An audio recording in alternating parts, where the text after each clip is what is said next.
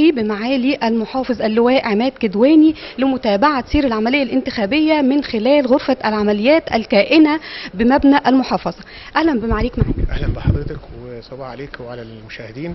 احنا طبعا للتاني يوم على التوالي بنتابع العرس الانتخابي على مستوى 6 دوائر انتخابية في محافظة المنيا. احنا عندنا زي ما انا قلت امبارح عندنا مقرات انتخابية 481 مقر، 621 لجنة فرعية. احنا نعتبر اكبر كتلة تصويتية على محافظات صعيد مصر، تقريبا 4 مليون مواطن لهم حق التصويت. انا مطمن حضرتك وطمن الساده المشاهدين ان في وعي انتخابي لدى المواطن المنياوي. عندنا تركيز في بعض المراكز اللي فيها مرشحين ذا ثقل، ملاوي، صمالوط، بني مزار، بتشهد منافسه عنيفه. الحمد لله لغايه دلوقتي ما رصدناش حاجه تعكر جو يعني على العمليه الانتخابيه. بالتاكيد التنسيق اللي كان تم مع اجهزه الامن كان ليه دور كبير في ان العمليه الانتخابيه حتى الان تمشي بمعدلها الطبيعي. تواجد والحرم الامن اللي تم تنظيمه امام كل اللجان عمل تيسير في عمليه التصويت. طبعا ممكن نقول ان التصويت في اليوم الاول كان نسبه الاقبال من 50 ل 60%. اعتقد النهارده بعد يعني الظهيره كده والجو هيبقى لطيف، الدنيا هيبقى فيها زخم وانتخاب يعبر عن المشهد الحقيقي لانتخاب المواطن في محافظه. انا مناشد من خلال البرنامج بتاع حضرتك والقناه 7 بتاع الصعيد ان انا كل مواطن من ابناء محافظه المنيا لازم ينزل ويطلب صوته، لان دي حاجه اسمها يعني مناسبه وطنيه، دستور استحقاقي مهم لازم بنعبر عنه، اللي هو البرلمان المصري لازم يكون لنا زخم ولنا تواجد. انا متحدى طبعا الابناء محافظه المنيا واللي انا اتعودت فيهم من خلال جولاتي ان هو عنده وعي، عنده رؤيه ان الاستحقاق ده استحقاق مهم، وان شاء الله هيكون التصويت عندنا حاجه متميزه في فرق كبير بينها وبين اي محافظه تاني. بالفعل يا فندم، حضرتك امبارح احنا رصدنا من خلال شاشه القناه انتظام سير العمليه الانتخابيه وسيرها في امن وامان واستقرار، وايضا ممارسه الديمقراطيه بمنتهى الحريه. هل هناك شكاوى من الناخبين؟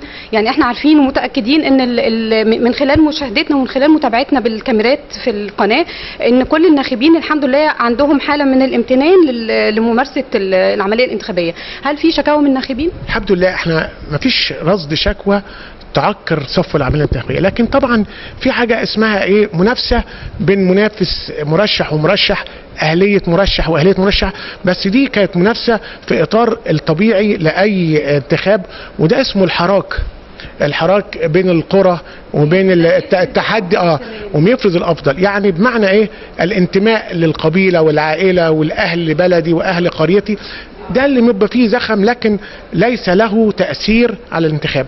والحمد لله لغاية دلوقتي مش عايزين نحسد نفسنا ان الدنيا ماشية كويس قوي قوي مع محافظة تعبر عن تعداد سكاني كبير 7 مليون. احنا بنتعامل مع 7 مليون مواطن، ففضل ربنا علينا ان الدنيا ماشية كويس قوي. مكرر مناشدتي لكل ابناء محافظة المنيا، الادلاء بصوتك واجب قومي، واجب واستحقاق دستوري مهم. البرلمان المصري له حق عليك انك انت تنزل تصوت وتدلي بصوتك. احنا كأجهزة تنفيذية ومحلية وكل حاجة احنا على مسافة واحدة معاكم كلكم. احنا ليس لنا انتماء حزبي ولا انتماء لأي مرشح، الا انك بندعمك انك تدلي بصوتك، ادلي بصوتك بالطريقة اللي تريحك وتشوف مرشحك اللي يناسبك ويعبر عنك.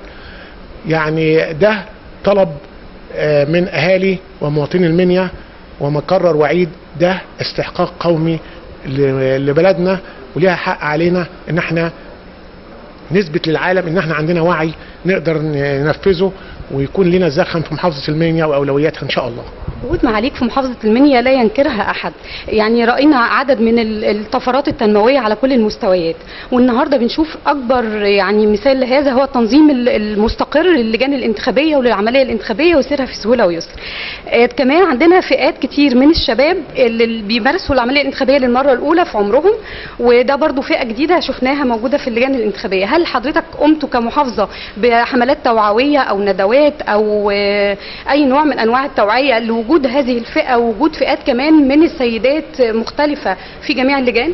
اعتقد ان فخامه رئيس الجمهوريه بعت رسائل كتيره تؤكد دعمه للشباب وتؤكد دعمه للناس اللي هي طالعه وهتحل مكاننا. الشباب ده هو يعني مستقبل الوطن. الشباب حاسس ان تم اختيار نسبة كبيرة تمثله، فاكيد الدعم يجي من اختيار انك انت اخترت بعض المرشحين من الشباب، واكيد ليهم يعني منافسة، واكيد اللي بيدعمهم معظم الشباب اللي هم شافوا ان سيادة الرئيس وفخامة رئيس الجمهورية رشح الشباب وعندهم امل طبعا، وده الدفعة اللي خدها الشباب، وبيدعم ويدي طاقة ايجابية للشباب ان الدولة مهتمة بيك، حطتك على اولوية مجلس النواب، حطتك في محطات محل اهتمامها، وده اللي انا يعني مقتنع بيه ان دي اكبر رسالة للشباب. كانت رسالة فخامة رئيس الجمهورية انه يطرح مرشحين تحت السن من الشباب يمارسوا العملية الانتخابية، ودي ما كانتش بتحصل على مستوى سادة رؤساء الدول السابقين. شكرا جزيلا معاليك، ومتابعين برضو مستمرين حتى نهاية الانتخابات بإذن الله. شكرا جزيلا. الله المستعان وربنا يوفقكم ان شاء الله.